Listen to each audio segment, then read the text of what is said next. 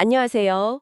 오늘은 로마서 11장을 좀 깊이 파고 들어볼까 합니다. 네, 로마서 11장. 이스라엘을 향한 하나님의 계획, 이게 여전히 유효한 건지, 또 이방인 신자들과는 어떤 관계가 있는 건지, 정말 흥미로운 질문들이 많죠. 맞아요. 특히 그 당시에 유대인하고 이방인 신자들 사이에 좀 미묘한 그런 긴장감이 있었는데 바울이 이걸 어떻게 풀어가는지 보는 게 중요해요. 하나님의 큰 그림을요. 시작부터 질문이 세죠. 1절에서 하나님이 자기 백성을 버리셨느냐. 그렇죠. 바로 그럴 수 없느니라 단호하게 답하잖아요. 바울 자신도 이스라엘 사람이라는 걸 다시 한번 말하고요. 네, 그러면서 바로 엘리야 때 이야기를 꺼내죠. 다 떠난 것 같아도 하나님께서 바알에게 무릎 안 꿇은 7천 명을 남겨두셨다. 그 유명한 7천 명이요. 네, 핵심은 그거예요. 언제나 신실한 남은 자, 그 렘넌트도 있다는 거죠. 그리고 지금도 마찬가지라는 거예요. 중요한 건 이 남은 사람들이 자기 행위로 남은 게 아니라 은혜로 택하심을 따라 남았다는 거. 그게 전적인 선물이다 이 말씀이시죠. 맞습니다. 구원은 우리의 노력이 아니라 그냥 하나님의 선물이라는 걸 여기서 딱 못 박는 거죠. 6절에서 다시 한번 강조하고요. 근데 바로 다음 구절들이 좀 걸려요. 택함 받은 사람 말고는 우둔하여졌다. 네, 7절이죠. 심지어 하나님이 혼미한 심령과 보지 못할 눈, 듣지 못할 귀를 주셨다. 구약 인용까지 하면서요. 이건 뭐 하나님이 일부러 못 믿게 막으신 건가? 싶기도 하고요.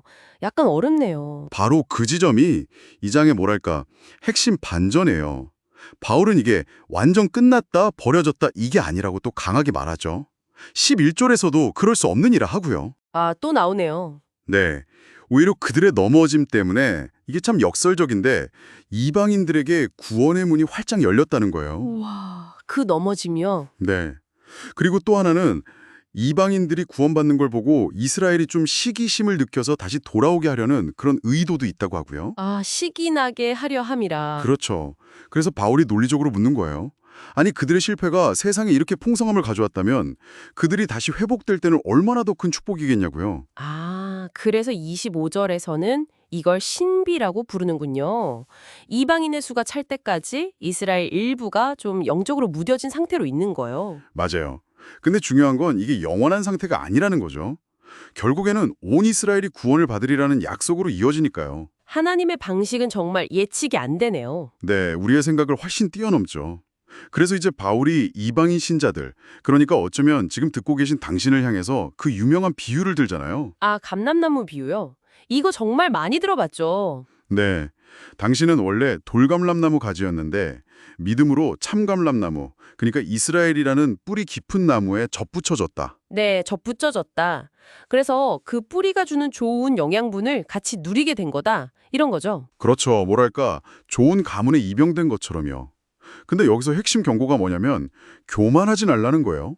교만. 네, 당신이 그 자리에 있는 건 당신이 잘나서가 아니라 그냥 믿음으로 주어진 하나님의 은혜 때문이라는 거죠.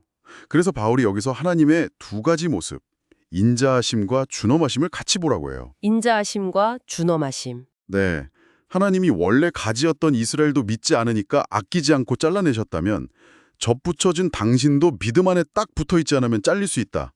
이런 준엄한 경고죠. 와, 이거 정말 정신이 번쩍 드는 경고인데요.